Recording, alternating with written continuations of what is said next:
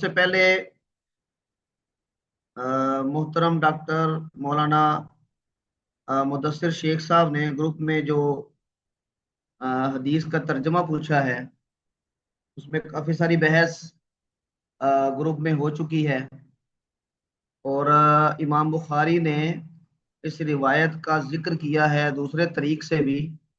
اس میں عبارت یہ والی عبارت نہیں ہے، بلکہ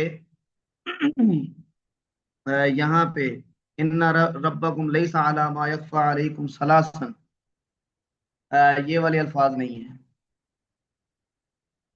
اور بھی دیگر جو نسخے ہیں ان میں بھی الفاظ میں کوئی آگے پیچھے ہے اور الفاظ کم ہیں، لیکن یہ والی روایت بھی موجود ہے، اور یہ والی عبارت بھی ٹھیک عبارت ہے۔ تو یہاں پہ اس عبارت کا ترجمہ کیا بنتا ہے؟ اب مولانا سمیع اللہ سعدی صاحب دامت برکاتہم انہوں نے خلاصہ تو بیان کر دیا تھا، لیکن یہاں پہ ہم تھوڑا سا عبارت پہ غور کر لیں تو ترجمہ امید ہے کہ واضح ہوگا۔ آپ صلی اللہ علیہ وسلم نے یہ تنبیہ فرمائی تھی حجۃ الوداع میں، اور یہ فرمایا تھا کہ فَإِنَّهُ يَخْرُجُ فِيكُمْ، کہ وہ تم میں نکلے گا، یعنی اس امت میں آئے گا۔ آپ صلی اللہ علیہ وسلم نے مسیح دجال کے ذکر کو لمبا کیا تھا، گویا کہ اس کا تعارف کروایا، اس کی نشانیاں بتائیں، اور یہ بھی بتایا کہ بڑا فتنہ ہوگا، اس لیے ہر نبی اپنی قوم کو ڈراتے رہے ہیں، لیکن وہ تمہارے درمیان میں آئے گا۔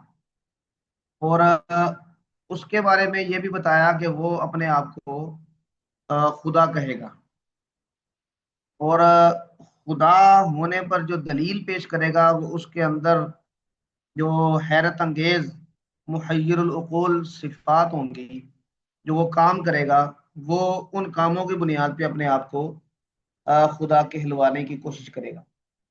آپ صلی اللہ علیہ وسلم نے اس پر تنبیہ فرماتے ہوئے یہ جملہ ارشاد فرمایا، فما خفی علیکم من شأنہ فلیس یخفی علیکم ان ربکم لیس علی ما یخفی علیکم ثلاثا۔ آپ نے یہ جملہ 3 مرتبہ کہا۔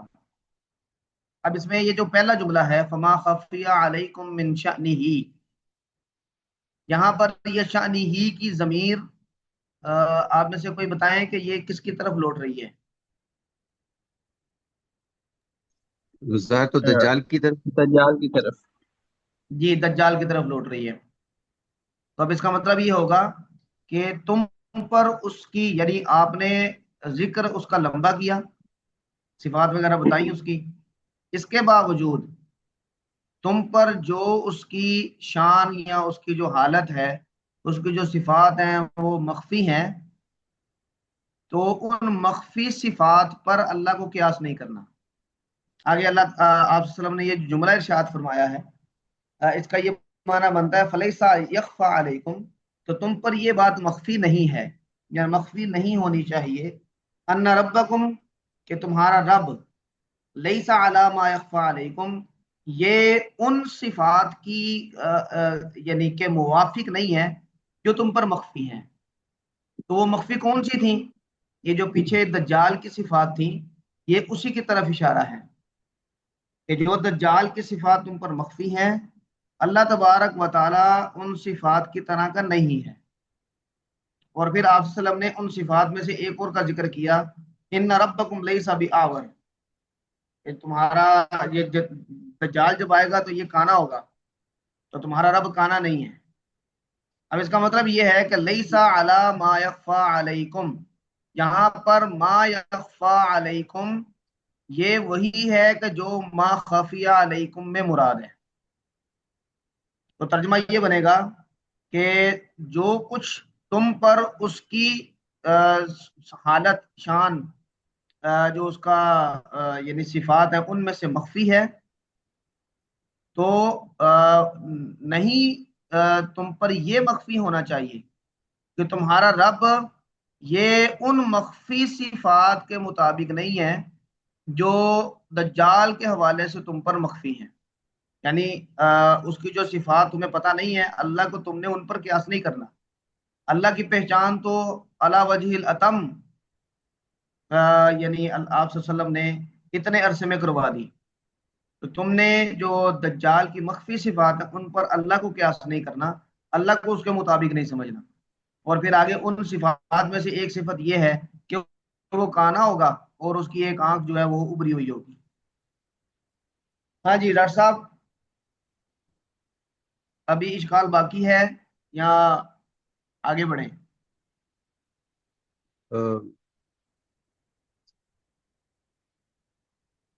اس میں آپ کہہ رہے کہ جو اس کی دجال کی صفات مخفی ہیں، یعنی ما جی نافیہ نہیں ہے جی، آپ یہ فرما رہے، پہلے آپ نے کہا تھا شاید منافیہ ہے، تو یہ ہاں جی اچھا، یہ ہاں جی جی جی فرمائیں۔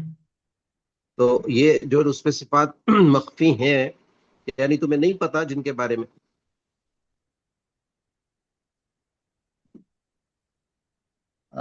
آواز کٹ گئی، میری آواز آ رہی ہے سب کو؟ نہیں جی، آپ کی آ رہی، میری نہیں آ رہی؟ آ رہی ہے سر۔ ہاں ہیلو، درمیان میں کٹ گئی تھی، ذرا دوبارہ بتائیے۔ اچھا ایک سیکنڈ، میرا اچھا تو کچھ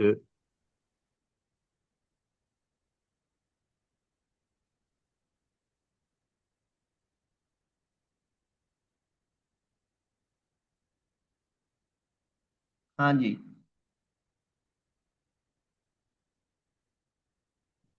ہیلو، جی جی آواز آ رہی ہے ڈاکٹر صاحب، ابھی آ رہی ہے۔ اچھا، تو جو یعنی دجال کی صفات تم نہیں جانتے، یہی مطلب ہے نا اس کے پہلے مطلب کا؟ ہاں فما جی، اس کا اخفى فما علیکم من خفیہ شأنہ، علیکم من شأنہ، یہاں پر ماں نافیہ نہیں بنائیں گے، یہاں پہ ماں موصولہ بنائیں گے۔ موصولہ ہو گیا، ٹھیک ہے جی۔ اچھا، فلیس یخفى علیکم، تو یہ تم پر مخفی نہیں ہونا چاہیے آپ کہ تمہارا رب لیس علی ما نہیں ہے، یخفى علیک، نہیں ہے علامہ ان صفات کے مطابق یخفا علیکم جو تم پر مخفی ہیں، یعنی دجال کی صفات۔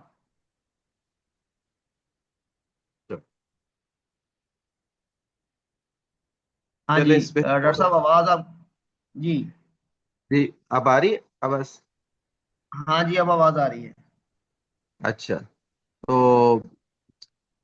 ٹھیک ہے، مطلب کچھ تھوڑا سمجھ آیا، میں خیر اور غور کروں گا۔ مطلب کہنے کا یہی تنبیہ کرنا تھا کہ دجال کی جتنی صفات تھی وہ میں نے بتا دی میکسیمم۔ ٹھیک ہے اب ان جی میں سے کچھ صفات اگرچہ مخفی رہ گئی ہوں، جی جی لیکن اللہ تبارک و تعالی ان مخفی صفات کے پر آپ نے اللہ کو قیاس نہیں کرنا، اللہ ان کے مطابق نہیں ہے۔ یہ تنبیہ اچھا آپ سے وسلم فرمانا چاہ رہے تھے۔ اور ان میں سے پھر ایک صفت جو بڑی واضح صفت تھی، تو وہ آپ صلی اللہ علیہ وسلم نے آگے ذکر بھی کر دی کہ تمہارا رب یہ کانا نہیں ہے۔ اس کا مطلب ہے کہ پہلے آپ نے اس کے کانا ہونے کا تذکرہ نہیں کیا تھا اس جملے سے پہلے، ہوں اور جو مخفی صفات تھی ان میں سے ایک کا ذکر کر دیا کہ وہ کانا ہے اور تمہارا رب کانا نہیں ہے۔ یہ مثال ہو گئی کہ اس کی جو دیگر جی مخفی صفات ہیں اس پر بھی اللہ کو قیاس نہیں کرنا، وہ بالکل ایسے ہی ہے جیسے اللہ جو ہے وہ آور نہیں ہے اور وہ آور ہے۔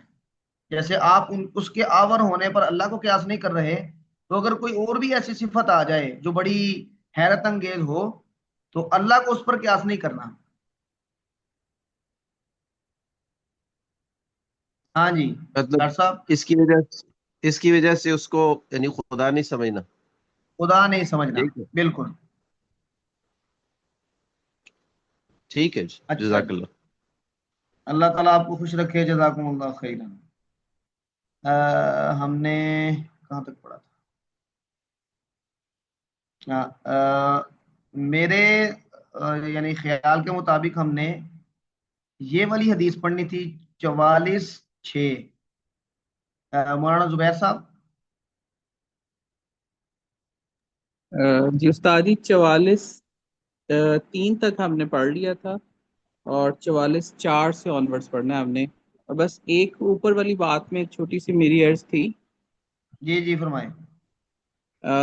وہ میں نے گروپ میں بھی استادی ترجمہ شیئر کیا تھا، وہ اہل حدیث عالمہ شیخ عبدالستار حماد کا، تو اگر جی آپ جی یہ صرف پہلے جو با ہے نا، فما خافی علیکم من شانی، تو یہ نافیہ ہی ہے، یعنی اگر اس کو ترکیبی اعتبار سے بھی دیکھیں وَإِنَّهُ يَخْرُجُ فِيكُمْ، تو وہ تم میں سے ہی نکلے گا، فما خفی علیکم من شانہ، تو پوشیدہ نہ رہے گی اس کی حالت تم پر. یعنی یہاں پہ یہ جو ماضی ہے نا، یہ فا کی وجہ سے پچھلے وہ مضارع کے حکم میں ہے. اسی طرح انہوں نے بھی اس کا ترجمہ کیا ہے، تو اگر یہ اس ہوں کو بھی آپ کنسیڈر کریں. باقی اگلی بات ویسی ہے جیسے آپ نے ایکسپلین کی. اچھا، اگر اس کو نافیہ بنا لیں تو پھر اس کا ترجمہ کیسے بنے گا؟ یعنی اس کا یعنی پھر تعلق یہ پیچھے والے جملے سے چلے گا. جی، یعنی وہ تم میں سے نکلے گا، اور جب وہ نکلے گا اس وقت تم پر اس کا حال پوشیدہ نہیں رہے گا. ہوں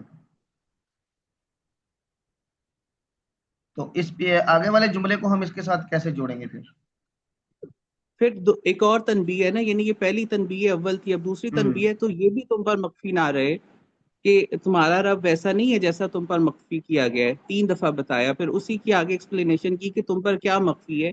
وہ مخفی یہ ہے کہ وہ آور ہے، اور اللہ تعالیٰ جو ہے جل شانہ آور نہیں ہے. چلیں ٹھیک ہے، یعنی بات واضح ہے دونوں صورتوں میں. یعنی مطلب یہ ہے کہ آپ صلی اللہ علیہ وسلم تنبیہ کرنا چاہ رہے ہیں کہ اگر کچھ صفات اس کی مخفی ہیں تو اس کے ظہور پر وہ مخفی نہیں رہیں گی، جی ایک بات. اور اگر کچھ مخفی ہے تو پھر یاد رکھو کہ اللہ اس مخفی صفات کے مطابق نہیں ہے.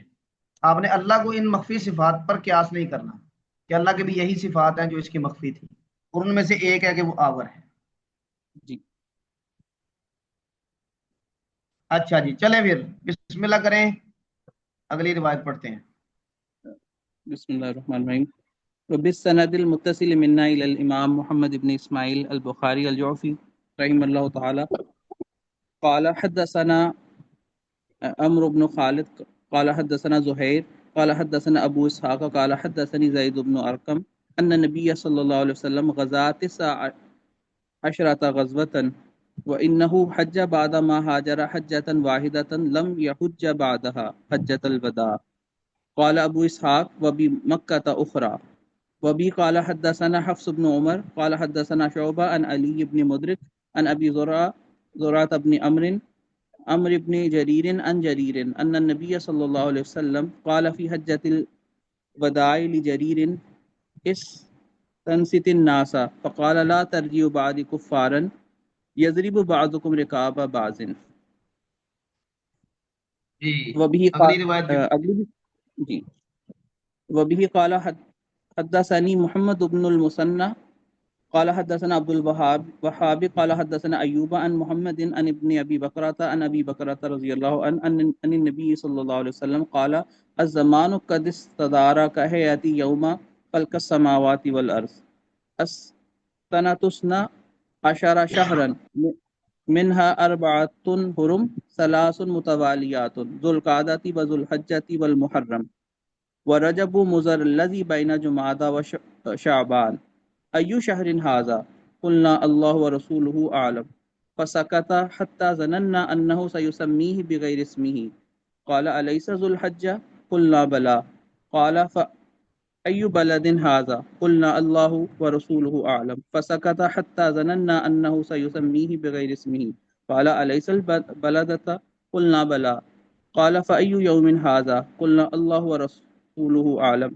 فسكت حتى ظننا أنه سيسميه بغير اسمه قال أليس يوم النهر قلنا بلى قال فإن دماءكم وأموالكم قال محمد وأحسبه قال وأعراضكم عليكم حرام كحرمة يومكم هذا في بلدكم هذا في شهركم هذا وستلقون ربكم فسيسألكم عن أعمالكم ألا فلا ترجعوا بعدي ضلالا يضرب بعضكم رقاب بعض ألا ليبلغ الشاهد الغائب فلعل بعض من يبلغه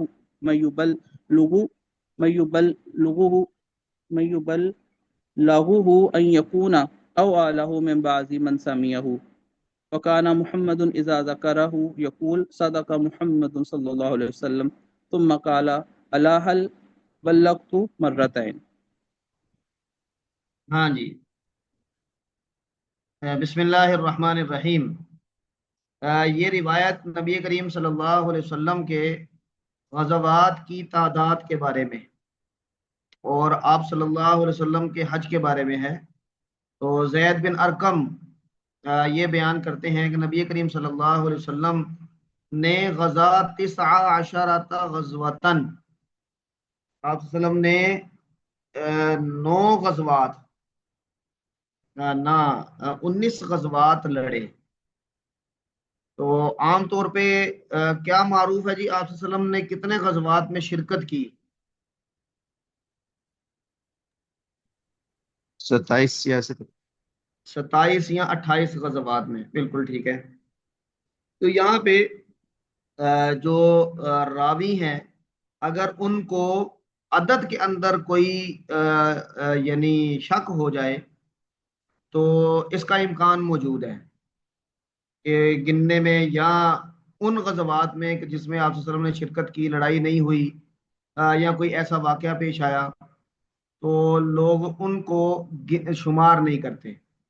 تو یہاں پہ جو 19 کا زید بن ارقم کی روایت میں 19 کا لفظ آیا، تو یہ جو معروف ہے اس سے مختلف ہے.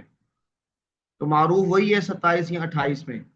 اور یہ بھی منقول ہے کہ ان غزوات میں سے 9 غزوات میں باقاعدہ لڑائی ہوئی، قتال کی نوبت آئی. جتنے بھی آپ نے غزوات میں شرکت کی ہے ان میں سے 9 میں، اور باقیوں میں آپ صلی اللہ علیہ وسلم کو کوئی اطلاع مل گئی پہلے، یا پھر اس طرح کوئی معاملہ پیش آیا کہ لڑنے کی نوبت نہیں آئی. جیسے ابھی غزوہ تبوک بھی آئے گا آگے، تو آپ گئے تو صحیح قیادت کرتے ہوئے، لیکن لڑائی کی نوبت نہیں آئی. تو یہاں پہ یہ روایت یعنی اس معروف روایت سے مختلف ہے، لیکن معروف یہی ہے کہ آپ صلی اللہ علیہ وسلم نے 27 یا 28 غزوات میں شرکت کی. وَإِنَّهُ حَجَّ بَعْدَ مَا هَاجَرَ حَجَّةً وَاحِدَةً، ہجرت کے بعد آپ صلی اللہ علیہ وسلم نے صرف ایک حج کیا. لم يحج بعدها، اس کے بعد آپ نے کوئی حج نہیں کیا. اور حج اس لیے نہیں کیا کہ حج کے تقریباً 3 ماہ کے بعد آپ دنیا سے رخصت ہو گئے، اس لیے اس کو حجۃ الوداع کہتے ہیں. اور ابو اسحاق ایک روایت یہ کرتے ہیں، اب بمکہ اخرى، جب آپ صلی اللہ علیہ وسلم مکہ مکرمہ میں تھے تو اس وقت آپ نے ایک اور حج بھی کیا تھا. ایک کتاب میں ارمغان حج ایک کتاب ہے، اس میں انہوں نے بالکل ابتدا میں لکھا ہے کہ آپ نے 4 حج کی. ان میں ایک جو حج فرض تھا 9 ہجری کو فرض ہونے کے بعد، وہ تو حجۃ الوداع ہی ہے. لیکن آپ کے ہجرت سے پہلے کیونکہ حج تو ہو رہا تھا، وہ ان کا تذکرہ کیا گیا ہے. تو اگر ہجرت سے پہلے کے جو حج ہیں، کیونکہ حج وہاں کی ایک بڑی عبادت تھی اور مرکزیت کی وجہ تھی، تو آپ وہاں کے رہائشی تھے، تو ان حجوں میں شرکت کرنا یہ کوئی بعید از قیاس نہیں ہے. لیکن اسلامی شریعت میں حج فرض ہونے کے بعد آپ صلی اللہ علیہ وسلم نے ایک ہی حج فرمایا، اور اسی کو حجۃ الوداع کہتے ہیں. اگلی روایت دیکھیں، یہ حضرت جریر کی روایت ہے. اس میں آپ صلی اللہ علیہ وسلم نے بڑی اہم حجۃ الوداع کے موقع پہ جو بات ارشاد فرمائی اس کا تذکرہ ہے. اور آپ نے وہ بیان کرنے کے لیے باقاعدہ حضرت جریر کو یہ کہا کہ لوگوں کو خاموش کروائیں. تو نبی کریم صلی اللہ علیہ وسلم نے حضرت جریر کو حجۃ الوداع میں کہا استنصت الناس، لوگوں کو خاموش کروائیں. اور جب لوگ متوجہ ہو گئے تو پھر آپ نے فرمایا کہ لا ترجعوا بعدی کفارا، میرے بعد کفار یعنی کافر نہ بن جانا. اب یہاں پر کفر کی علامت کیا بتائی آپ صلی اللہ علیہ وسلم نے کہ یضرب بعضکم رقاب بعض، تم میں سے کچھ دوسروں کی گردنیں مارنے لگے، یعنی آپس میں لڑنا شروع کر دو. تو آپ صلی اللہ علیہ وسلم نے اس کو بھی کفر سے تعبیر کیا کہ یہ بھی گویا کہ ایک طرح کا کفر ہے کہ اپنی وحدت کو چاک کر کے تو آپ آپس میں لڑنا شروع کر دیں. تو یہ تنبیہ فرمانے کا یعنی اعلیٰ درجہ ہے کہ کسی چیز کو آپ صلی اللہ علیہ وسلم نے قرآن کریم میں کفر کہہ دیا جاتا ہے تو اس کا مطلب یہ ہے کہ یہ یا اس میں خلود فی النار کی سزا بیان کی جاتی ہے، حالانکہ وہ یعنی کفر بنتا نہیں ہے. تو اس کا مطلب ہے کہ یہ تنبیہ کا سب سے اعلیٰ درجہ ہے. تو آپ نے بھی اس بڑے کام پر تنبیہ فرماتے ہوئے یہ لفظ استعمال کیا کہ میرے بعد کافر نہ بن جانا، یعنی پلٹ نہ جانا اسی جاہلیت کی طرف کہ جہاں سے تم نکلے ہو، کہ ایک دوسرے کے ساتھ لڑائی جھگڑا شروع کر دو. اچھا، یہ جو اگلی روایت ہے یہ ذرا تفصیلی ہے، اور اس میں آپ صلی اللہ علیہ وسلم کے حجت الوداع کے خطبہ میں جو آخری الفاظ ہوتے ہیں، الفاظ نقل کیے گئے ہیں، ان کا تذکرہ ہے، اور اس میں آپ صلی اللہ علیہ وسلم نے تین چار چیزوں کا تذکرہ کیا اپنی بات میں، اپنی بات کو پختہ کرنے کے لیے اور اپنی بات میں وزن پیدا کرنے کے لیے۔ تو ابو بکرہ سے روایت ہے، نبی کریم صلی اللہ علیہ وسلم سے روایت کرتے ہیں کہ آپ نے فرمایا کہ الزمان قد استدارا، جو زمانہ ہے یہ گھومتا رہتا ہے، کہیئت یوم خلق السماوات والارض، یہ اسی طرح یعنی پلٹتا ہے جس طرح کہ اس حیت پر کی مانند آتا ہے کہ جس میں اللہ تعالیٰ نے زمین و آسمان بنائے۔ السنۃ اثنا عشر شہرا، 12 مہینے ہیں، منہا اربعۃ حرم، 4 حرمت والے ہیں، اور یہ 4 حرمت والے یہ یعنی اسلام کے آنے سے پہلے ہی حرمت والے سمجھے جا رہے تھے، عرب کا عام یہ تصور تھا کہ یہ حرمت والے مہینے ہیں، اور اس میں 3 مہینے یہ حج کی مناسبت سے ہیں، ثلاث متوالیات، ذوالقعدہ، ذوالحج اور محرم، اور رجب و مضر۔ اب یہ مضر کی طرف رجب کی جو نسبت کی ہے، اس کی کیا وجہ ہے؟ آپ میں سے کوئی بتائیں، یہ پیچھے گزرا بھی ہے۔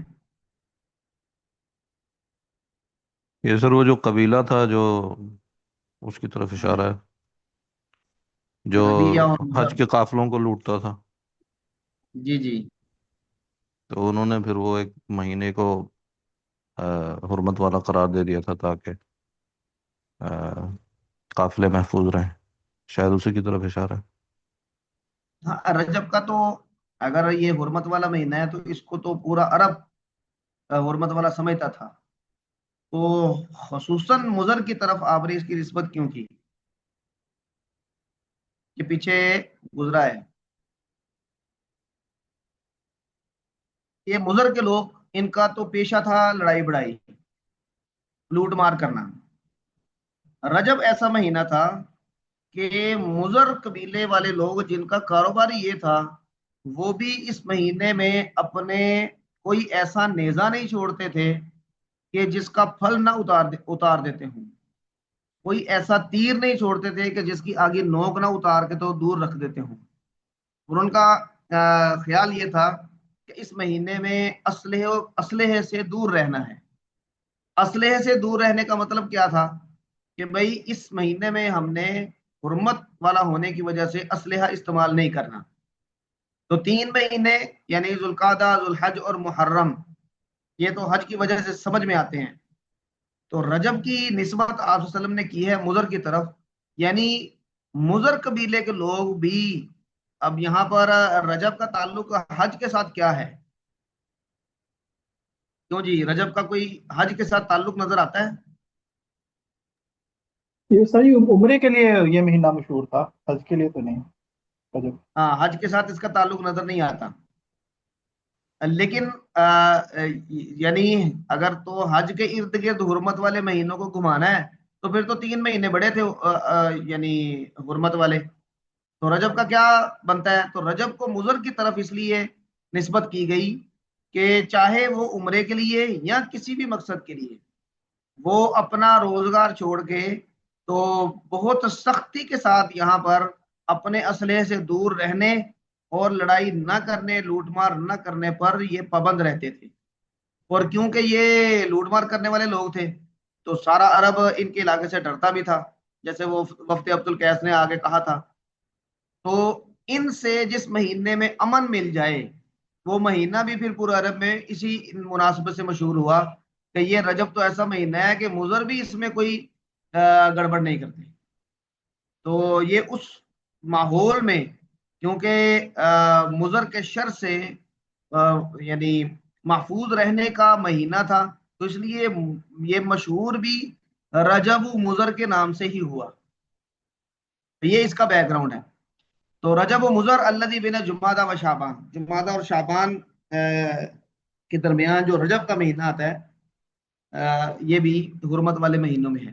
تو پھر آپ نے یہ سوالات کیے یہ کون سا مہینہ ہے، تو صحابہ کرام نے کہا اللہ و رسولہ عالم، اور یہ کیوں کہا کہ آپ صلی اللہ علیہ وسلم یہ شارع ہیں، تو ہو سکتا ہے کہ ہم جو نام بتائیں آپ صلی اللہ علیہ وسلم اس کے علاوہ اس کا کوئی اور نام رکھ دیں خود، تو جب آپ رکھ دیں گے نام تو اس کا مطلب ہے جو پرانا نام تھا وہ تو پھر ویلڈ نہیں رہے گا۔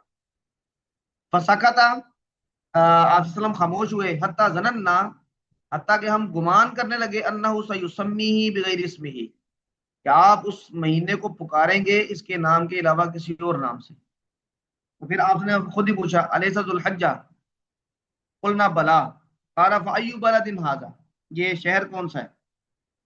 تو صحابہ کرام پھر اللہ رسولہ عالم یہ کہا، تو آپ خاموش رہے، حتیٰ ظننا انہ سیسمیہ بغیر اسمہ۔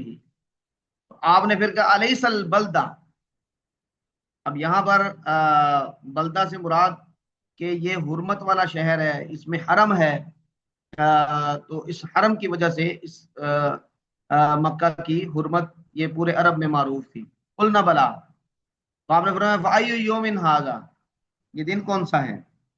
تو الیس یوم النہر، آپ نے یہ کہا، میں نے کہا جی بالکل ایسا ہی ہے۔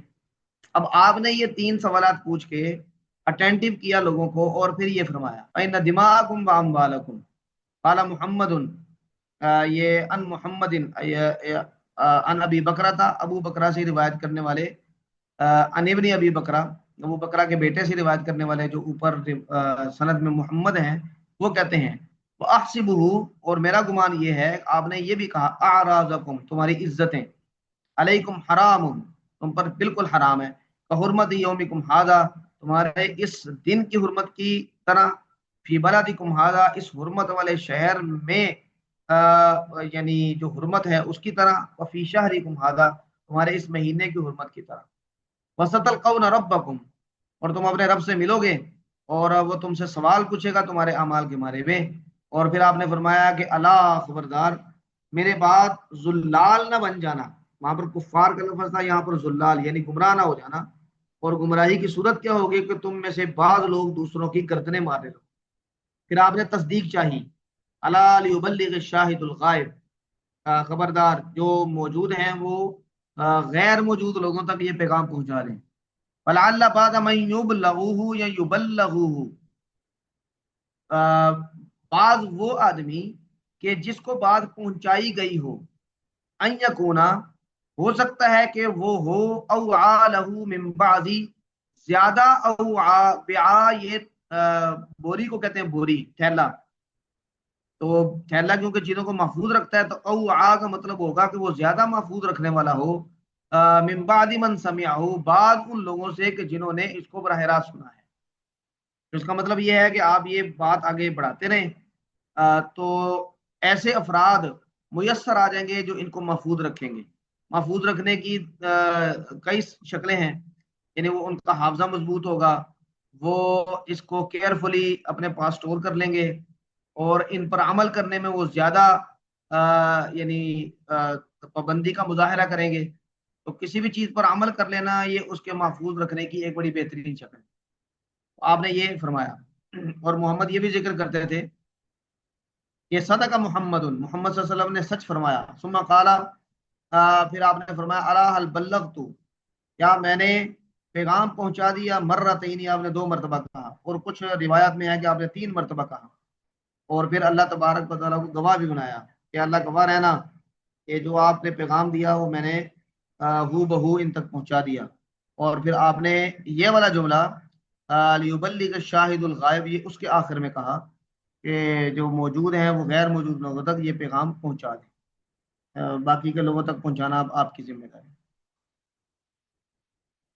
اچھا جی، اگلی روایت پڑھیں جی۔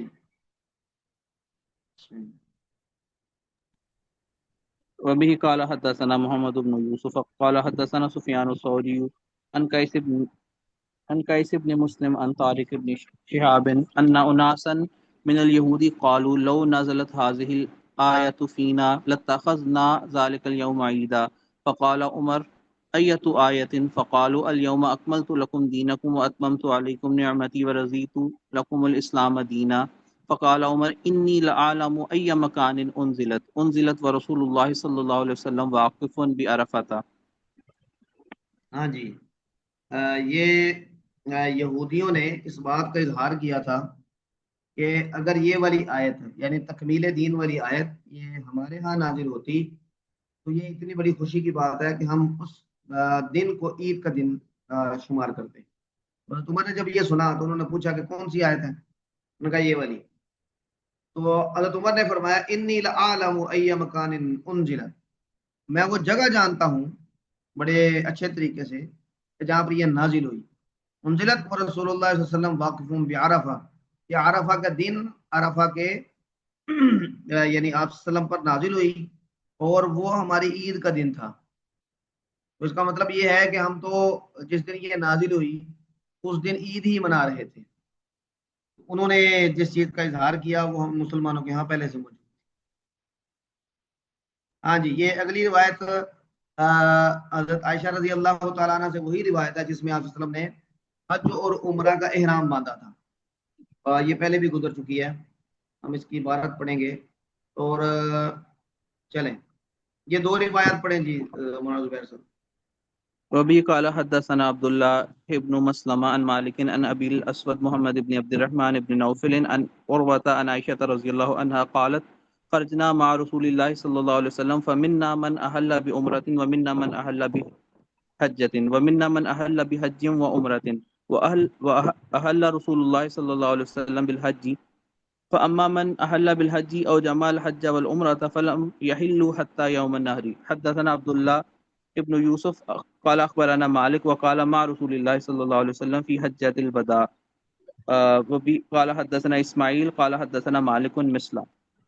وبی قال حدثنا احمد بن یونس قال حدثنا ابراہیم هو ابن سعد قال حدثنا ابن شهاب عن عامر بن سعد عن ابيه قال اعاذني النبي صلى الله عليه وسلم في حجة الوداع من وجه اشفيت منه على الموت فقلت يا رسول الله صلى الله عليه وسلم بلغ بي من الوجه ما ترى وأنا ذو مال ولا يرثني إلا ابنة لي واحدة أفأتصدق بثلثي مالي قال لا قلت أفأتصدق بشطره قال لا قلت فثلثي قال والثلث كثير إنك أن تذر ورثتك أغنياء خير من أن تذرهم عالة يتكففون الناس ولست تنفق نفقة تبتغي بها وجه الله إلا أجرت بها حتى اللقمة تجعلها في امرأتك.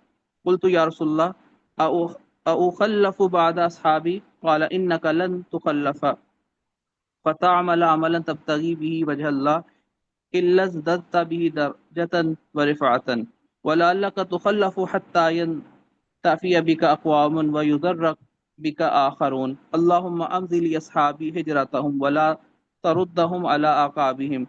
لكن البائس سعد بن خولة رساله رسول الله صلى الله عليه وسلم أن توفي بمكة. ہاں جی، یہ حضرت سعد بن ابی وقاص رضی اللہ تعالیٰ عنہ کا واقعہ ہے جو حجۃ الوداع کے موقع پہ اتنے زیادہ بیمار ہو گئے تھے کہ مرنے کے قریب تھے. آپ صلی اللہ علیہ وسلم جب ان کی عیادت کے لیے تشریف لائے تو اس وقت یہ مکالمہ ہوا. تو آپ صلی اللہ علیہ وسلم سعد بن ابی وقاص کہتے ہیں کہ میری آپ صلی اللہ علیہ وسلم نے حجۃ الوداع میں عیادت کی اس بیماری میں اشفیتو کہ جس کی وجہ سے میں لے آیا گیا تھا علی الموت، موت کے دروازے پر. تو میں نے آپ صلی اللہ علیہ وسلم سے درخواست کی یا رسول اللہ بلغ بی من الوجع ما ترى، یہ بیماری مجھے جہاں تک لے آئی ہے یا جہاں تک مجھے پہنچ چکی ہے، جتنی مجھے لاحق ہو چکی ہے، ما ترى آپ دیکھ رہے ہیں. فانا ذو مال، میں مالدار آدمی ہوں اور میری صرف ایک بیٹی ہے کہ جو میری وارث بنے گی. تو انہوں نے اب یعنی صدقہ اپنا مال صدقہ کرنے کی اجازت طلب کی. گویا کہ افاتصدق بثلثی مالی، کیا میں اپنے مال کے 3 حصے کر کے 2 حصوں کا صدقہ کر دوں؟ تو آپ نے فرمایا اللہ. پھر میں نے پوچھا افاتصدق بشطرہ، اس کا آدھا حصہ مال کا صدقہ کر دوں؟ آپ نے فرمایا اللہ. تو میں نے کہا فالثلث، کیا تیسرا حصہ صدقہ کر دوں؟ تو آپ صلی اللہ علیہ وسلم نے فرمایا والثلث کثیر، یہ جو تیسرا حصہ نا یہ بھی بہت زیادہ ہے. اب اس کا مطلب یہ تھا، آپ نے آگے اس کا مطلب اس کا مقصد خود بھی بتا دیا. یہ وصیت کے ساتھ اگر اس کو جوڑیں تو وصیت بھی آدمی کے سلس مال میں ہی ویلڈ ہوتی ہے. اس کا مطلب ہے کہ آدمی کا مرنے کے بعد جو اختیار اپنی ہی ملکیت پر اگر وہ اسے استعمال کرے تو صرف سلس مال پہ ہے. تو اس لیے اسے چاہیے کہ اگر کہیں پہ یعنی اپنی زندگی میں بھی کسی ایسی کیفیت میں مبتلا ہو جائے تو سلس سے زیادہ جس کی اس کو وصیت کی اجازت ہے اس سے زیادہ خرچ نہ کرے. اور اس کی وجہ آپ نے آگے بتائی، انک ان تذر ورثتک اغنیا، اگر آپ اپنے ورثاء کو یہ غنا کی حالت میں چھوڑیں، خیر من ان تذرهم عالۃ، یہ اس سے بہتر ہے کہ تم ان کو ناداری کی حالت میں، محتاجگی کی حالت میں چھوڑ کے جاؤ. یتکففون الناس، کہ وہ لوگوں کے سامنے ہتھیلی پھیلائے پھرتے رہیں. ولستتن، اب آپ وسلم ان کو تسلی دی. اب یہ سارا یہ آگے جملہ ہے یہ بیمار کی تسلی کے لیے ہے کہ ان کو لگ رہا تھا کہ میں دنیا سے جا رہا ہوں اور مجھے وہاں پر نیکیوں کی ضرورت ہے تو مجھے اپنا مال خرچ کرنا چاہیے. تو آپ نے ان کو تسلی دی کہ تم جو اپنے ورثاء کے لیے چھوڑ کے جاؤ گے اس کا بھی آپ کو اللہ کے راستے میں مال خرچ کرنے کا ثواب ہی ملے گا. اس کا مطلب یہ ہے کہ اگر اپنے اہل و عیال پر مال زندگی میں خرچ کر دیں وہ بھی فی سبیل اللہ صدقہ، اور اگر مرنے کے بعد ان کو اس حالت میں چھوڑ کے جائیں کہ وہ کسی کے سامنے ہاتھ نہ پھیلائیں تو یہ بھی گویا کہ ایک قسم کا صدقہ ہے اور فی سبیل اللہ خرچ کرنا ہے مورث کی طرف سے. تو آپ نے فرمایا ولستا تنفقوا نفقتن، تم کوئی بھی مال خرچ نہیں کرتے تبتغی بہا وجہ اللہ، کہ جس میں تم اللہ کی رضا چاہتے ہو، الا اجرت بہا، کہ آپ اس مال پر پھر بھی اجر دیے جاؤ گے. یہاں تک کہ وہ لقمہ تجعلها فی فمرتک، کہ جو آپ اپنی بیوی کے منہ میں دیتے ہیں، یعنی آپ اس کو کھانا وانا کھلاتے ہیں، اس کی ضروریات کا خیال رکھتے ہیں، تو وہ بھی گویا کہ آپ کو اجر کا باعث بنے گا. اس میں ایک لحاظ سے اس میں دوہرا اجر ہے. ایک تو چلو فی سبیل اللہ کا اجر تو اللہ کے رسول فرما رہے ہیں، ایک اپنی ذمہ داری ادا کرنے کا بھی اجر ہے.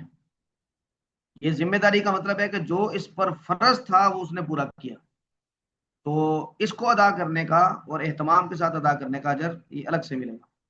تو وہ کہتے ہیں پھر انہوں نے اپنی حالت کے بارے میں پوچھا، اور اس وقت ایک بات جو بیمار لوگ تھے ان کے بارے میں خصوصاً مہاجرین کے ہاں ایک چیم گوئی ہو رہی تھی کہ جو آدمی ہجرت کر کے مدینہ گیا ہے تو اس کی ہجرت تبھی باقی رہے گی جب وہ مدینہ میں وفات پائے. اگر وہ فتح مکہ کے بعد مکہ آ گیا تو اس کا مطلب ہے کہ اس کی ہجرت ختم ہو گئی. تو آپ صلی اللہ علیہ وسلم نے اس کے تناظر میں یہ جو سوال جواب ہوا ہے یہ اس چیم گوئی کے تناظر میں تھا، اور آپ نے پھر دعا بھی اسی تناظر میں کی ہے. انہوں نے پوچھا اخلف بعد اصحابی، کیا میں اپنے ساتھیوں کے بعد یعنی پیچھے جاؤں گا، خلف پیچھے جاؤں گا یعنی مدینہ منورہ جاؤں گا. تو آپ نے پہلے ان کو نہ جانے کی صورت بتائی، انک لن تخلف، اگر آپ یعنی نہیں جاتے، یعنی آپ واپس نہیں جاتے، فتعمل عملا تبتغی به وجہ اللہ، اور پھر آپ ایسا عمل کرتے ہیں کہ جس میں آپ اللہ تبارک و تعالیٰ کی رضا چاہتے ہیں، الا ازددت به درجۃ ورفعۃ، یعنی وہ ہجرت کے یعنی اس کے تناظر میں یہ فکر مندی نہیں ہونی چاہیے کہ میں واپس جا پاؤں گا کہ نہیں. اگر نہیں بھی جا پاتے تو آپ کوئی بھی عمل کرتے ہیں جس سے اللہ کی رضا چاہتے ہیں تو وہ آپ کے درجات کی بلندی کا سبب بھی بنے گا. تو اس کا مطلب یہ ہے کہ نیک اعمال کرنے چاہیے موت سے پہلے پہلے، وہ یہاں پہ ہوں یا کہیں پہ بھی ہوں. تو آپ نے پہلے تو یہ بتایا، پھر یہ فرمایا وَلَعَلَّكَ تُخَلَّفُ، شاید کہ آپ واپس چلے جائیں، حَتَّى يَنْتَفِعَ بِكَ أَقْوَامٌ، یہاں تک کہ بہت سے لوگوں کو آپ سے فائدہ پہنچے، اور وَيَضُرَّ بِكَ آخَرُونَ، اور دوسروں کو نقصان پہنچے. نقصان پہنچنے کا مطلب ہے کہ جو دشمن ہے وہ آپ کی وجہ سے گویا کہ نقصان اٹھائیں گے. اور سعد بن ابی وقاص رضی اللہ تعالیٰ عنہ صحت مند ہوئے اور پھر واپس گئے، اور پھر انہوں نے بہت سارے مہمات کی قیادت بھی کی. تو آپ نے پھر دعا بھی اسی تناظر میں فرمائی، اللہم امضی لاصحابی ہجرتہم، اے اللہ میرے ساتھیوں کی ہجرت کو مکمل کر دے. वला तरुद्दहुम अला अक़ाबिहिम, और इनकी एड़ियों के बल इनको वापस ना पलटा देना। ये आपने दुआ की। आगे साद बिन खोला, ये भी उसी सफर में बीमार हुए थे, लेकिन ये जांबर ना हो सके और वहीं पर इनका इंतकाल हो गया। तो उनका तज़किरा है लाकिन अल बाइस, यानी इस चेम गोई के तनाजुर में अगर बाइस यानी जो आप कह लें कि तकलीफ में जो बंदा था, तो वो साद बिन खोला थे, यानी वो यहीं पर रह गए वफात होने की वजह से। रसालहू रसूलुल्लाह सल्लल्लाहु अलैहि वसल्लम अन तुवफ़िय बिमक्का, आप सल्लल्लाहु अलैहि वसल्लम ने गोया कि उनके मक्का में वफात का ऐलान किया। रसा मरसिया कहा, यानी उनका ऐलान किया कि ये मक्का में वफात पा गए। तो इसका मतलब है कि साद बिन नबी वक्कास ये तंदुरुस्त हुए और फिर वापस मदीना मुनव्वरा गए, और साद बिन खोला ये तंदुरुस्त नहीं हो सके और यहीं पे इनका इंतकाल हो गया। हाँ जी, ये अगली दो रिवायात हैं, इसमें आप सल्लल्लाहु अलैहि वसल्लम के यानी हज के मौका पर सर मुंडवाने का तज़किरा है। आप सल्लल्लाहु अलैहि वसल्लम का वैसे जो मामूल था वो लंबे बाल रखने का था, हलक का आपका मामूल नहीं था, लेकिन हज में हज के यानी एक अमल को पूरा करने के लिए आपने सर मुंडवाया है। लेकिन आपकी मौजूदगी में ही कुछ दीगर साहबा ने कसर भी किया, यानी सिर्फ बाल कटवाए, तो दोनों की गुंजाइश है इस वजह से। जी हज़रत ज़ुबैर साहब पढ़ेंगे। वबिही काला हद्दसनी इब्राहीम इब्नुल मुंज़िर काला हद्दसना अबू ज़मरता काला हद्दसना मूसा इब्नु उक़बा अन नाफ़ि अन इब्न उमर रज़ियल्लाहु अन्हुमा अख़बरहुम अन्न रसूलुल्लाह सल्लल्लाहु अलैहि वसल्लम हलक रअसहु फ़ी हज्जतिल वदा। वबिही काला हद्दसना उबैदुल्लाह इब्नु सईद काला हद्दसना मुहम्मद इब्नु बकर काला हद्दसना इब्नु जुरैज काला अख़बरनी मूसा इब्नु उक़बा अन नाफ़ि अख़बरहु इब्नु उमर रज़ियल्लाहु अन्हुमा अन्न नबी सल्लल्लाहु अलैहि वसल्लम हलक फी हज्जतिल वदा व उनासुम मिन अस्हाबिही व कस्सर बाज़ुहुम। जी अगली रिवायत पढ़े जी। वबिही काला हद्दसना यहया इब्नु कज़ा काला हद्दसना मालिक अन इब्न शिहाब व काला लैस हद्दसनी यूनुस अन इब्न शिहाब काला हद्दसनी उबैदुल्लाह इब्नु अब्दुल्लाह अन्ना अब्दुल्लाह इब्न अब्बास रज़ियल्लाहु अन्हुमा अख़बरहु अन्नहु अक़बल यसीरु अला हिमारिन व रसूलुल्लाह सल्लल्लाहु अलैहि वसल्लम क़ाइमुन मिनन फ़ी हज्जतिल वदा युसल्ली बिन नास फसारल हिमारु बैन यदी बाज़ि सफ़ी थुम्मा नज़ल अन्हु फसफ़ मअन नास। वबी क़ाल हाँ जी। हद्दसना मुसद्दद क़ाल हद्दसना यहया अन हिशाम क़ाल हद्दसनी अबी क़ाल सुइला उसामतु अना शाहिदुन अन सैरिन नबी सल्लल्लाहु अलैहि वसल्लम फ़ी हज्जतिही फ़क़ाल अलअनक फ़इज़ा वजद फ़ज्वतन नस्सा। वबिही क़ाल अब्दुल्लाह इब्नु मस्लमा अन मालिक अन यहया इब्न सईद अन अदी इब्न साबित अन अब्दुल्लाह इब्न यज़ीद अल-ख़तमी अन्न अबा अय्यूब अख़बरहु अन्न सल्ला मअ रसूलिल्लाह सल्लल्लाहु अलैहि वसल्लम फ़ी हज्जतिल वदाइल मग़रिब वल इशा जमीआ। हाँ जी, ये ऊपर वाली जो रिवायत है इसमें आप सल्लल्लाहु अलैहि वसल्लम के मिना में नमाज पढ़ने का तज़किरा है, और अब्दुल्ला बिन अब्बास रजी अल्लाह तआला अन्हु ये गधे पे सवार होके आए और नमाज में शरीक हुए। यहाँ तक तो बिल्कुल साफ वाज़ेह बात है। अब अला हिमारिन फसार अल हिमारू बैना यदई बाद सफ, के गधा जो है वो कुछ सफों के आगे से गुजरा। अब इसका मतलब ये है यहाँ पे दो मसले हैं, एक तो कि नमाज पढ़ने वाले के आगे से गुजरना, और दूसरा कि गधे का गुजरना।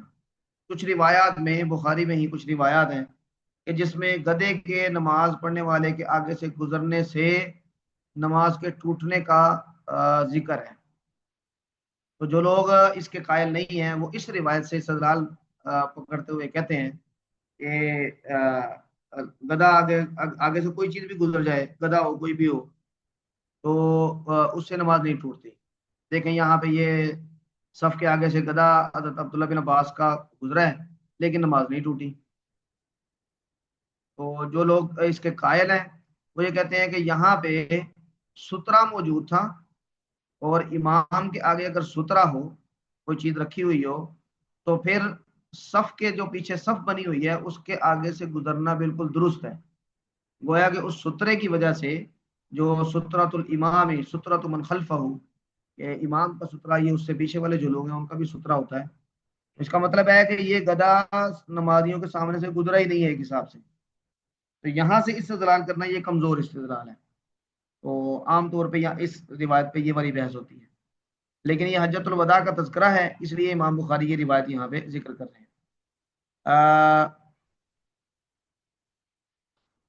حجۃ الوداع کے موقع پر آپ صلی اللہ علیہ وسلم کی جو چال ہے، ان سید النبی سئل اسامۃ وانا شاہد، تو ہشام بن عروہ بن زبیر جو ان کے والد ہیں، وہ ان سے روایت کرتے ہوئے کہتے ہیں کہ اسامہ بن زید سے یہ پوچھا گیا اور میں دیکھ رہا تھا کہ نبی کریم صلی اللہ علیہ وسلم حجۃ الوداع میں کیسے چل رہے تھے، یعنی ان کی رفتار کیسی تھی، تو انہوں نے کہا العنق، عنق کا مطلب ہوتا ہے اعتدال کے ساتھ چلنا، نہ بہت زیادہ سلو اور نہ بہت زیادہ تیز، یعنی جب رش ہوتا تو وہ عنق سے چلتے اعتدال کے ساتھ، فیدا وجدہ فجوتن، اور جب آپ کو جگہ مل جاتی تو نصا، تو پھر آپ ذرا تیز رفتاری کے ساتھ چلتے، پھر ذرا جگہ ہے تو پھر سواری کو ذرا تیزی کے ساتھ لے جاتے، تو یہ اس کا تذکرہ ہے، اور یہ جمع بین الصلاتین کا تذکرہ ہے، مغرب اور عشاء کی نماز یہ آپ صلی اللہ علیہ وسلم نے اکٹھی پڑھائی۔ ان ابا ایوب اخبرہ، حضرت ابو ایوب انصاری یہ روایت کرتے ہیں کہ انہوں نے حجۃ الوداع میں رسول اللہ صلی اللہ علیہ وسلم کے ساتھ مغرب اور عشاء کے ساتھ اکٹھی پڑھی، یعنی دونوں نمازیں اکٹھی پڑھی۔ تو یہ کس وقت پڑھتے ہیں جی یہ والی نماز؟ 8، 9، 10 کس تاریخ کو پڑھتے ہیں جو مغرب اور عشاء کی نماز عشاء کے وقت میں پڑھی جاتی ہے؟ مزدلفہ کی رات۔ جی جی، جی استاد جی 9 ذی یعنی الحجہ جب عرفہ 9 سے ذی الحجہ 9 ذی الحجہ عرفہ سے جب مزدلفہ جاتے ہیں۔ جی جی، عرفہ سے جب آپ چلتے ہیں، عرفات کے میدان میں آپ پڑھتے ہیں ظہر اور عصر، ظہر کے وقت میں، اور پھر جب وہاں سے چلتے ہیں تو مزدلفہ پہنچتے ہیں تو عشاء کے وقت میں مغرب اور عشاء کی نماز پڑھتے ہیں جمع کر کے، تو یہ اس کا تذکرہ ہے۔ اچھا جی، اس کے بعد آ گیا غزوہ تبوک کا تذکرہ، غزوۃ العسرہ، اور اس میں یہ والی روایات ہیں جس میں یعنی جو لمبی روایت ہے کعب بن مالک کی ہے جس کا قرآن کریم میں بھی تذکرہ ہے، تو یہ 3 روایات ہیں، یہ اکٹھی پڑھ لیں مولانا زبیر صاحب، پھر وہ والی روایت ہم بعد میں پڑھتے ہیں۔ جی بسم اللہ جی کریں۔ استاد جی، باب غزوة التبوک وهي غزوة العسرة وبه قال حدثني محمد بن العلاء قال حدثنا أبو سامة عن بريد بن عبد الله بن أبي بردة عن أبي بردة عن أبي موسى رضي الله عنه قال أرسلني أصحابي إلى رسول الله صلى الله عليه وسلم أسأل كل حملان لهم إذ هم معه في جيش الأسرة وهي غزوة تبوك فقلت يا نبي الله إن أصحابي أرسلوني إليك لتحملهم فقال والله لا أحملكم على شيء وافقته وهو غضبان ولا أشعر ورجعت حزينا من منع النبي صلى الله عليه وسلم ومن مخافة أن يكون النبي صلى الله عليه وسلم وجد في نفسه علي فرجعت إلى أصحابي فأخبرتهم الذي قال النبي صلى الله عليه وسلم ولم ألبس إلا سوية إذ سمعت بلالا ينادي أي عبد الله ابن قيس فأجبته فقال أجب رسول الله صلى الله عليه وسلم يدعوك فلما أتيته قال خذ هذين القرينين لستة أبعرة نبقاءهن حينئذ من سعد فانطلق بهن إلى أصحابك فقل إن الله أو قال إن رسول الله صلى الله عليه وسلم يحملكم على هؤلاء فرقبوهن فانطلقت إليهم بهن فقلت إن النبي صلى الله عليه وسلم يحملكم على هؤلاء ولكني والله لا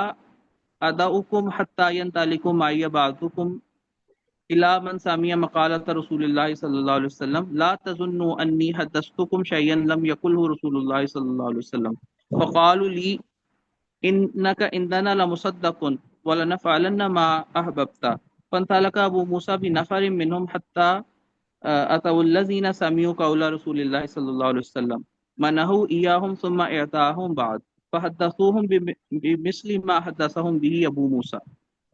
وبه قال حدثنا مسدد قال حدثنا يحيى عن شعبة عن الحكم عن موسى بن سعد عن أبيه أن رسول الله صلى الله عليه وسلم خرج إلى تبوك فاستخلف عليا فقال أتخلفني في الصبيان والنساء قال ألا ترضى أن تكون مني بمنزلة هارون من موسى إلا أنه ليس نبي بعدي. وقال أبو داود حدثنا شعبة عن الحكم سمعت مصعبا.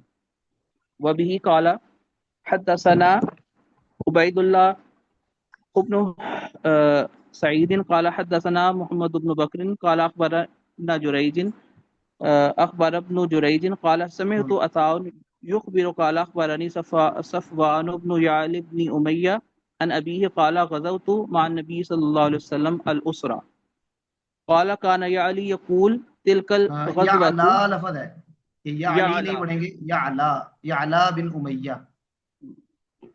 كان يعلى يقول تلك الغزوة أوثق أعمال عندي. قال عطاء فقال صفوان قال يعلى فكان لي أجير فقاتل إنسانا فعز أحدهما يد الآخر. قال عطاء فلقد أخبرني صفوان أيهما عز الآخر فنسيته. قال فانتهى المغزوز يده من في من العادي فل من في العادي فانتهى إحدى ثنيته ثنيتيه فأتى النبي صلى الله عليه وسلم فأهدر ثنيته. قال عطاء وحسبت أنه قال النبي صلى الله عليه وسلم يده فيك تقضموها تقدمها كأنها في فهل يقدمها. جی یہ 3 واقعات ہیں اور الگ الگ واقعات ہیں، ان کا تعلق غزوہ تبوک کے ساتھ ہے. پہلا واقعہ حضرت ابو موسیٰ اشعری کا ہے اور قرآن کریم میں سورہ توبہ میں اس کا تذکرہ ہے. 10ویں سپارے کا بالکل آخری جو صفحہ ہے اس میں یعنی وجاء المعذرون من الاعراب، جو عذر بیان کرنے والے لوگ تھے کہ یعنی منافقین جانا نہیں چاہ رہے تھے، تو وہ آگے کہتے جی ہمارے گھر خالی ہیں اور یہ اور وہ، تو جو بھی آتا آپ صلی اللہ علیہ وسلم اس کا عذر قبول کر لیتے. اور اس وقت یہ حضرت ابو موسیٰ اشعری جب آپ صلی اللہ علیہ وسلم سے سواریاں مانگنے کے لیے آئے کہ ہم نے بھی جانا ہے لیکن ہمارے پاس سواری نہیں ہے، تو آپ ہمیں کوئی سواری دیں، تو آپ اس وقت کسی غصے کی کیفیت میں تھے کسی بات پہ. تو انہوں نے جب اصرار کیا، دیگر روایات میں آتا ہے کہ انہوں نے اصرار کیا، بار بار کہا، تو آپ نے سختی کے ساتھ ان کو ڈانٹا اور کہا کہ چلے جاؤ میرے پاس کوئی سواریاں نہیں ہیں، اور آپ نے قسم اٹھا لی کہ میں تمہیں کوئی سواری نہیں دوں گا. تو جب یہ لوگ واپس گئے، ابھی تھوڑی دوری گئے تھے، تو آپ صلی اللہ علیہ وسلم نے کے پاس کوئی مال آیا، تو آپ نے ان کو بلایا اور ان کو اونٹ دیے، 6 اونٹ دیے. اب یہ 6 اونٹ دیے تو ابو موسیٰ اشعری کہتے ہیں کہ ہم وہ لے کر جب نکلے تو راستے میں خیال آیا کہ آپ صلی اللہ علیہ وسلم نے تو قسم اٹھائی تھی. آپ لگتا ہے کہ وہ قسم بھول گئے اپنی. یہ پھر واپس گئے اور جا کے آپ صلی اللہ علیہ وسلم سے عرض کیا کہ اللہ کے رسول آپ نے تو قسم اٹھائی تھی ہمیں سواریاں نہ دینے کی. تو پھر آپ نے اس وقت یہ فرمایا کہ میں کبھی قسم اٹھا لیتا ہوں، لیکن اس قسم کا خلاف کرنا یہ میرے نزدیک زیادہ بہتر ہوتا ہے، تو میں وہ قسم توڑ کے کفارہ دیتا ہوں اور اس کا خلاف کرتا ہوں. تو اس کا تذکرہ اب یہ پیچھے بخاری میں ہی ایک جگہ میں موجود ہے. تو اس واقعے کا تذکرہ ہے. اور قرآن کریم کی جو آیت اللہ نے نازل کی ہے اس حوالے سے وہ بڑی زبردست ہے.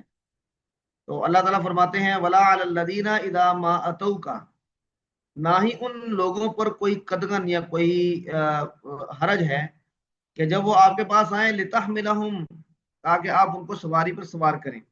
قلت لا اجد ما احملکم علیہ، تو پھر ان کی کیفیت کیا ہوتی ہے؟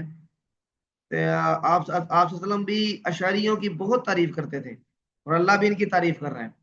تولوا، وہ پلٹ کے جاتے ہیں، وَأَعْيُنُهُمْ تَفِيضُ مِنَ الدَّمْعِ، اور ان کی آنکھوں سے آنسو بہ رہے ہوتے ہیں. کس بات کی وجہ سے؟ اللہ یجدوا ما ينفقون، تو ان کے پاس وہ مال نہیں ہے جو اللہ کے راستے میں خرچ کر سکیں. تو یہ کیفیت ہوتی ہے ان کی. اللہ نے ان الفاظ میں ان کی تعریف کی ہے. یہ والا واقعہ وہ ہے. تو حضرت ابو موسیٰ اشعری کہتے ہیں کہ مجھے میرے ساتھیوں نے رسول اللہ صلی اللہ علیہ وسلم کی طرف بھیجا. ان کو بھیجنے کی وجہ کیا تھی؟ کیونکہ یہ ان کے گورنر بنا کر بھی بھیجے گئے تھے اور ان کے قبیلے کے نمائندے بھی تھے، اور آپ صلی اللہ علیہ وسلم کے ساتھ گفت و شنید میں اپنے قبیلے کی طرف سے نامزد بھی تھے. تو اسألہ الحملان لہم، کہ ان کے لیے سواریاں جن پر وہ سوار ہو سکیں وہ طلب کروں. اذ ہم معاہ فی جیش العسرتی، کیونکہ وہ آپ صلی اللہ علیہ وسلم کے ساتھ تھے جیش العسرہ میں، غزوہ تبوک میں. میں نے کہا یا نبی اللہ ان اصحابی ارسلونی الیک لتحملہم، میرے ساتھیوں نے آپ کی طرف بھیجا ہے تاکہ میں آپ سے سواریاں مانگوں. تو آپ نے فرمایا واللہ، اللہ کی قسم، لا احملکم علی شیء، میں تمہیں کسی چیز پر سوار نہیں کروں گا. وہ کہتے ہیں کہ اب غلطی میری تھی. ووافقتہ وهو غضبان ولا اشعر، میں ان کی خدمت میں حاضر ہوا جبکہ وہ غصے کی حالت میں تھے اور مجھے یہ پتہ نہیں چلا، میں یہ محسوس نہیں کر سکا. فرجعت حزینا من منع النبی صلی اللہ علیہ وسلم، تو میں اس بات کی وجہ سے غم زدہ یہ واپس پلٹا کہ آپ صلی اللہ علیہ وسلم نے منع کر دیا، اور اس بات کی وجہ سے من مخافتی ان یکون النبی صلی اللہ علیہ وسلم، کہ نبی کریم صلی اللہ علیہ وسلم نے وجد فی نفسہ علیہ، اپنے دل میں میرے لیے غصہ محسوس کیا. وجد فی کا مطلب ہوتا ہے کسی کے بارے میں کوئی برا تصور ذہن میں لانا یا غصہ کرنا. فرجعت الی اصحابی، میں اپنے ساتھیوں کے پاس آیا اور ان کو بتایا کہ جو نبی کریم صلی اللہ علیہ وسلم نے فرمایا. فلم البس الا سویعۃ، سویعہ یہ ساعہ کی تصغیر ہے. ساعہ کہتے ہیں گھڑی کو، تو سویعہ کا مطلب ہوا کہ چند لمحے، تھوڑا سا وقت. میں تھوڑا سا وقت ہی ٹھہرا تھا کہ میں نے بلال کو ندا دیتے ہوئے سنا کہ عبداللہ ابن قیس. میں نے ان کو بتایا، جواب دیا. تو انہوں نے بتایا کہ عجیب رسول اللہ صلی اللہ علیہ وسلم یدعوک، آپ صلی اللہ علیہ وسلم کی خدمت میں چلو، وہ آپ کو بلا رہے ہیں. جب میں آپ کے پاس گیا تو آپ نے فرمایا خذ ہذین القرینین، یہ لباس تھے، یہ دو لباس لے لو، قرینین، اور لستۃ ابعرۃ، تو 6 اونٹوں کے لیے. ابتاعہن حینئذ من سعد، تو آپ صلی اللہ علیہ وسلم نے وہ حضرت سعد سے خریدے تھے. اور پھر آپ نے فرمایا فانطلق بہن الی اصحابک، تو یہ لے جاؤ اپنے ساتھیوں کے پاس، اور پھر اور ان سے یہ کہو ان اللہ قال ان رسول اللہ صلی اللہ علیہ وسلم، کہ اللہ یا اللہ کا رسول یہ تمہیں ان سواریوں پر سوار کرتے ہیں، تو ان پر سوار ہو جاؤ. تو کہتے ہیں کہ میں گیا وہ لے کر، اور میں نے کہا کہ ان نبی صلی اللہ علیہ وسلم یحملکم علی ہؤلاء، اللہ کے نبی صلی اللہ علیہ وسلم نے تمہیں ان پر سوار کیا ہے. لیکن جب وہ وہاں پر گئے تھے تو وقت کیونکہ بالکل ہی تھوڑا سا گزرا تھا، انہوں نے جا کے خبر دی کہ آپ نے منع کر دیا ہے، اور فوراً ہی آپ اونٹ بھی لے کر آ گئے. تو اب اس سے یہ لگتا تھا کہ جیسے پہلے انہوں نے کوئی غلط بیانی کی. اس کے تصفیے کے لیے حضرت ابو موسیٰ اشعری نے یہ کہا کہ واللہ لا ادعوکم حتی ینطلق معی بعضکم الی من سمع مقالۃ رسول اللہ صلی اللہ علیہ وسلم، میں تمہیں اس وقت تک نہیں جانے دوں گا جب تک کہ میرے ساتھ تم میں سے کچھ لوگ نہ جائیں اس آدمی کے پاس کہ جس نے رسول اللہ صلی اللہ علیہ وسلم کا مجھے منع کرنے والی جو بات تھی وہ سنی ہوئی ہو، تاکہ کوئی بدگمانی نہ رہے. تو لا تظنوا انی حدثتکم شیئا لم یقلہ رسول اللہ صلی اللہ علیہ وسلم، تم یہ گمان نہ کرنا کہ میں نے تمہارے سامنے وہ بات بیان کی ہے جو اللہ کے رسول صلی اللہ علیہ وسلم نے نہیں فرمائی. تو انہوں نے کہا انک عندنا لمصدق، آپ ہمارے ہاں سچے آدمی ہیں، لیکن پھر بھی جو آپ چاہتے ہیں ہم وہ کریں گے. اور ابو موسیٰ کچھ لوگوں کو لے کر گئے اور ان لوگ حتی اتوا الذین سمعوا قول رسول اللہ صلی اللہ علیہ وسلم، یہاں تک کہ آپ ان لوگوں کے پاس چلے گئے کہ جنہوں نے نبی کریم صلی اللہ علیہ وسلم کی یہ بات سنی تھی منع کرنے والی، منعہ ایاہم ثم اعطاہم بعد، کہ آپ نے ان کو منع کر دیا اور پھر آپ نے ان کو وہ سواریاں دی، یہ ساری بات انہوں نے دیکھی تھی۔ تو فحدثوہم بمثل ما حدثہم بہ ابو موسیٰ، تو ان سب لوگوں نے بھی وہی بات بیان کی، اسی طرح کی کہ جس طرح کی ابو موسیٰ نے ان کے سامنے بیان کی تھی۔ تو حضرت ابو موسیٰ اشعری نے بدگمانی کو دور کرنے کے لیے یہ معاملہ کیا۔ تو یہ واقعہ ہے غزوہ تبوک کا ہی، اور اس کے بعد کا جو واقعہ ہے وہ حضرت علی رضی اللہ تعالی عنہ کا ہے۔ آپ صلی اللہ علیہ وسلم جب غزوہ تبوک کے لیے نکلے تھے تو آپ نے مدینہ منورہ کا ایک حاکم اپنا جو قائم مقام ہے وہ طے کیا تھا، اور حضرت علی کو اپنے گھر والوں پر ان کی دیکھ بھال کے لیے آپ طے کر کے گئے تھے، اور اس میں آپ نے ازواج مطہرات کو کہا کہ ان کی پیروی کرنا وغیرہ وغیرہ۔ تو جب آپ صلی اللہ علیہ وسلم چلے گئے، حضرت علی بہادر آدمی تھے، تو لوگوں نے حضرت علی کو تانا دیا کہ تمہیں تو آپ صلی اللہ علیہ وسلم یہ عورتوں اور بچوں کی دیکھ بھال کے لیے چھوڑ گئے۔ حضرت علی نے اس کی وجہ سے کوچ کیا اور آپ صلی اللہ علیہ وسلم کو جا کے راستے میں جا لیا، اور پھر یہ فرمایا اتخلفنی فی الصبیان والنساء، کیا آپ مجھے بچوں اور عورتوں میں چھوڑ کے جا رہے ہیں؟ آپ نے پھر ان کو سمجھا بجھا کے یہ اگلی جو بات ہے یہ کہہ کے آپ نے ان کو واپس بھیج دیا۔ تو آپ نے فرمایا الا ترضى ان تکون منی بمنزلۃ ہارون من موسیٰ، کیا تم اس بات پہ راضی نہیں ہو کہ تمہارا اور میرا وہی تعلق ہو جو موسیٰ اور ہارون کا تعلق تھا؟ الا الا انہ لیس نبی بعدی، ہاں مگر اتنی بات ہے کہ میرے بعد نبی کوئی نہیں ہے، موسیٰ کے بعد ہارون نبی تھے۔ تو آپ نے یہ کہہ کے ان کو واپس بھیج دیا۔ یہ بھی جیش اسرا کا اور غزوہ تبوک کا واقعہ امام بخاری اس کا تذکرہ کر رہے ہیں۔ اور اس کے بعد یعلا بن امیہ کا واقعہ ہے، اور وہ دو واقعات یہاں پہ بیان کرتے ہیں۔ ایک تو وہ یہ بیان کرتے ہیں کہ میں نے غزوہ تبوک میں آپ صلی اللہ علیہ وسلم کے ساتھ شرکت کی، اور وہ یہ کہا کرتے تھے کہ یہ غزوہ میرے سب سے مضبوط اعمال میں سے ایک عمل ہے۔ اور پھر یعلا جو ہیں وہ ایک واقعہ بتاتے ہیں کہ ان کا ایک غلام تھا، وہ اس کے لڑائی ہو گئی، فکان علی اجیر، ان کا ایک غلام تھا، فقاتل انسانا، کسی دوسرے سے اس کی لڑائی ہو گئی، فعض احدهما ید الاخر، ایک نے دوسرے کے ہاتھ پہ چک مار دیا، یعنی اس کو دانتوں میں دبا لیا۔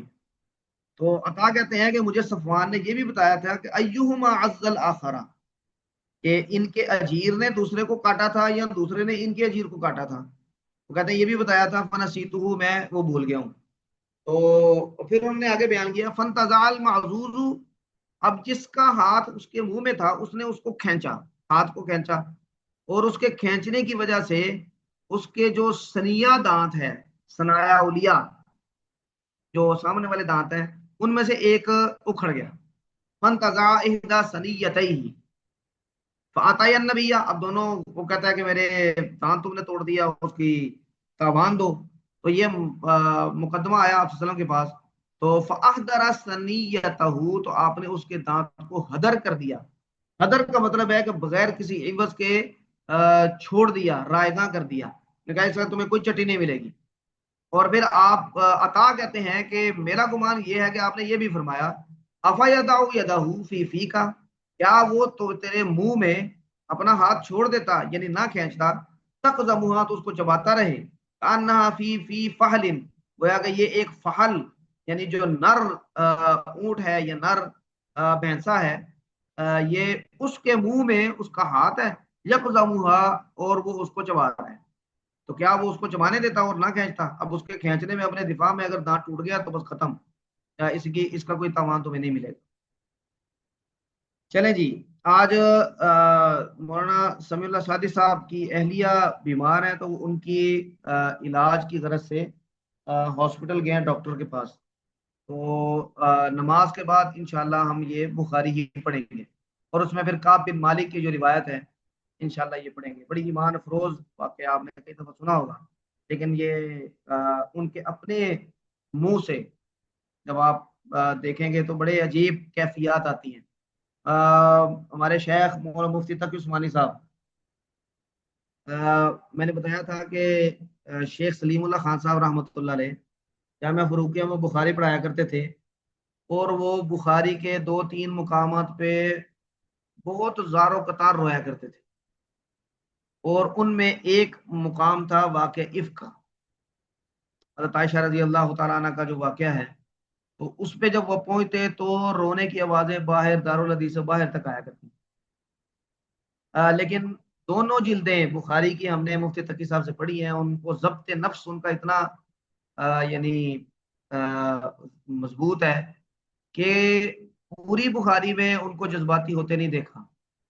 لیکن یہ جو کعب بن مالک کا واقعہ ہے، اور جہاں پر یہ الفاظ آتے ہیں، کعب بن مالک کہتے ہیں کہ میں آپ صلی اللہ علیہ وسلم کی طرف دیکھتا تو آپ چہرہ پھیر لیتے ہیں، اور جب میں نظر ہٹاتا تو آپ میری طرف ایسے غور سے دیکھتے ہیں. تو اس پہ یعنی مجھے وہ کیفیت ابھی بھی یاد ہے کہ مفتی تقی عثمانی صاحب یہ کہہ کے کہ دیکھیں آپ صلی اللہ علیہ وسلم کا اپنے ساتھیوں کے ساتھ کیسا تعلق ہے، تو وہ رو پڑے، اور بڑی مشکل سے انہوں نے آنسو ضبط کیے اور رنگ ان کا سرخ ہو گئے. تو انشاءاللہ یہ نماز کے بعد پڑھتے ہیں.